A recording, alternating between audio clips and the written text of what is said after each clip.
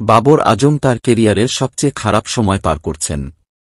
তার অধিনায়কত্ব ও ব্যাটিং নিয়ে প্রতিনিয়ত প্রশ্ন উঠছে। আবারও তাকে অধিনায়কত্ব থেকে অপসারণের দাবি উঠেছে।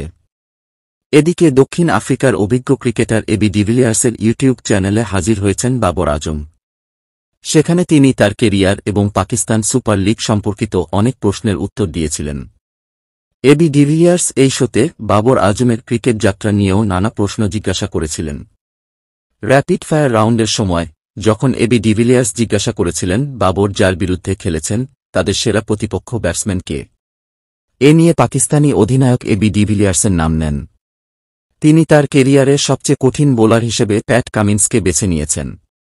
বাবর আজম হয়তো বিরাট কোহলিকে সেরা ব্যাটসম্যান হিসেবে বিবেচনা করেননি, তবে তিনি অবশ্যই কোহলির প্রশংসা করেছেন।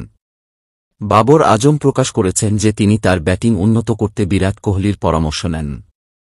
পাকিস্তানি অধিনায়ক বলেছেন যে কোহলি ছাড়াও তিনি উইলিয়ামসন এবং জো রুটের সঙ্গে কথা বলেন এবং তাদের মানসিকতা বোঝার চেষ্টা করেন। দর্শক, এখন এই পর্যন্ত।